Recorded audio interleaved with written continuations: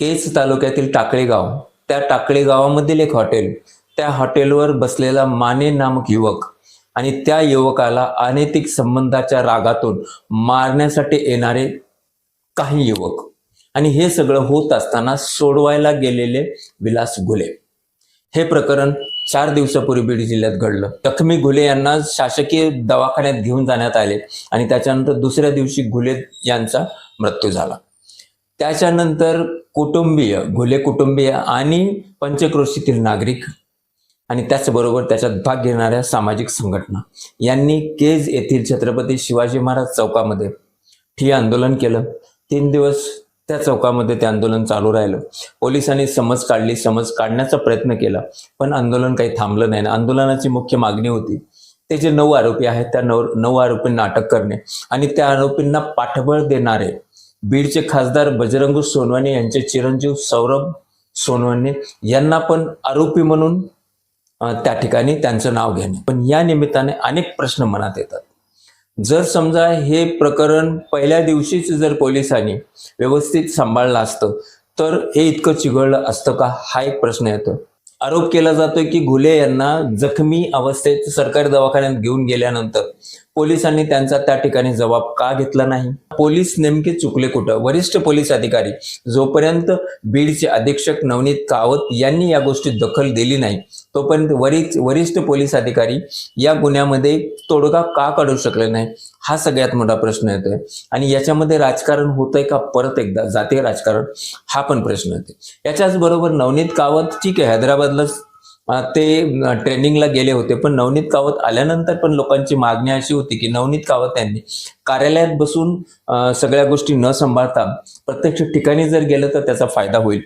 मात्र या सगळ्या गोष्टी जेव्हा पोलीस स्टेशनला नेऊन ठेवण्यात आलं त्याच्यानंतर मात्र सगळ्या यंत्रणा खडबडून जाग्या झाल्या. मुख्यमंत्र्यांचे फोन झाले, धनंजय मुंडे असू द्या, आमदार नमिता मुंदडा असू द्या, पंकजा मुंडे असू द्या, या सगळ्यांनी या प्रश्नाला लावून धरला आणि त्याच्यानंतर मात्र पोलीस यंत्रणा हल्ली आयजींना स्वतः बीडमध्ये यावं लागलं. आयजी आणि बीडचे SP नवनीत कावत यांच्यात या सगळ्या गोष्टीबद्दल सविस्तर चर्चा झाली. नवनीत कावत स्वतः केज पोलीस स्टेशनला रात्री उशिरापर्यंत होते आणि त्याच्यानंतर सौरभ बजरंग सोनवणे यांचं पूर्वनी आरोपपत्रामध्ये नाव घेण्यात आलं. त्याच्या अगोदर पोलीस प्रशासनाने सांगितलं होतं की आम्ही CCTV फुटेज पाहिलं आहे आणि त्याच्यामध्ये तसा सरळ सौरभ सोनवणे यांचा संबंध येत नाही. या सगळ्या गोष्टीमध्ये बजरंग सोनवणे यांनी 2-3 व्हिडिओज दिले आणि त्याच्यामध्ये त्यांनी स्पष्ट सांगितलं जे कोणी दोषी असतील त्यांचा गुन्ह्यात समावेश झालाच पाहिजे, त्यांना सजा मिळालीच पाहिजे. पण राजकारणामुळे जर माझ्या मुलाचं नाव घेतलं जात असेल किंवा आमच्या कुटुंबाचं नाव घेतलं जात असेल आणि त्याच्यामध्ये जर काही सिद्ध नाही झालं तर ज्यांनी नाव घेतले ते पण तेवढेच दोषी राहतील. म्हणजे हे सगळं आरोप प्रत्यारोप चालू आहे. त्या आंदोलनाच्या ठिकाणी पण या सगळ्या गोष्टीच्या घोषणा होत होत्या. हे सगळं होत असताना काही प्रश्न मात्र सामान्य जनतेच्या मनात आहेत आणि ज्यांनी विलास घुले यांच्या पत्नीचा तो आक्रोश, तो टाहो पाहिलाय, त्या प्रत्येकाच्या काळजाला वेदना झालेल्या आहेत. त्या प्रत्येकाच्या डोळ्यातून पाणी आलेलं आहे. होय, ती माऊली लग्नाच्या 6व्या वर्षी स्वतःचा पती गमावते. त्या माऊलीच्या वेदना मात्र सामान्य जर माणूस कोणी पण असेल तर त्याला त्या काळजाला चटका देऊन जाणारे आहेत. आणि त्या ज्या बोलत होत्या पोलीस अधिकाऱ्याबरोबर, ज्या आक्रोशमध्ये त्या बोलत होत्या ते पण सांगत होतं त्यांच्या अतीव दुःख, त्यांच्या अतीव वेदना. बोलता बोलता त्यांची दातखिळी बसत होती. हे सगळ्यांनी पाहिलंय. त्या ठिकाणी अनेक जणांचे डोळे पाणावत होते. तो व्हिडिओ पाहणाऱ्या अनेक जणांचे डोळे पाणावलेले आहेत. हे सगळं होत असताना मात्र याच्यात परत एकदा राजकारण येतंय का, असं कुठतरी जाणवतंय. राजकारण असेल, एखाद्या राजकीय पक्षाचा कोणी व्यक्ती त्या ठिकाणी जर खरंच आरोपी म्हणून असेल तर त्याचा तपास पोलीस करतील. पोलीस त्या गोष्टीसाठी सक्षम आहेत.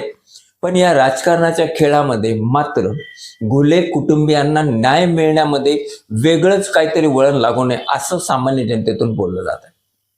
न्याय मिळण्यासाठी SITची जी स्थापना केली, त्या SITचे अधिकारी, त्या SITचे कर्मचारी यांनी मात्र या प्रत्येक गोष्टीचा बारीक अभ्यास करणं जरुरी आहे आणि त्या अभ्यासानुसार ताबडतोब या गोष्टीची उकल होणं जरुरी आहे आणि त्यानुसार जे काही दोषी असतील त्यांना कठोरातली कठोर सजा देणं जरुरी आहे. संतोष देशमुख प्रकरण झालं, त्याच्यानंतर आता घुले प्रकरण होतंय.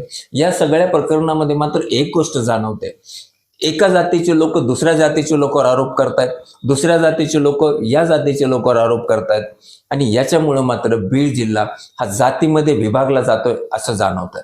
म्हणजे जे दोषी आहेत त्यांना सजा मिळालीच पाहिजे, पण त्याच्यामध्ये परत राजकारण आणि राजकारणाच्या हिशोबाने जे काही डावपेच आखले जातात ते नसायला पाहिजे असं मात्र सामान्य बीडकर जनता म्हणते. या सगळ्या गोंधळामध्ये मात्र जो मुख्य न्याय मिळायला पाहिजे त्याला कुठंतरी बगल मिळू नये आणि त्याला विलंब मिळू नये हीच अपेक्षा. कारण आपण बघा, एखाद्या घरचा जर माणूस मृत झाला असेल तर 4-4 दिवस मृतदेह एक ठिकाणी ठेवणं, ते त्या माऊलीच्या काळजाला काय वाटलं असेल, त्या घुलेच्या घरच्यांच्या सगळ्यांच्या मनाला किती अतिवेदना होत असतील याचा विचार, आणि त्याच्या मागची पार्श्वभूमी, नेमकं खरंच ज्यांच्याबद्दल नाव घेतलं जातंय ते त्या ठिकाणी दोषी आहेत का, या सगळ्या गोष्टीचा निपक्षपाती तपास मात्र पोलीस यंत्रणाने करावा.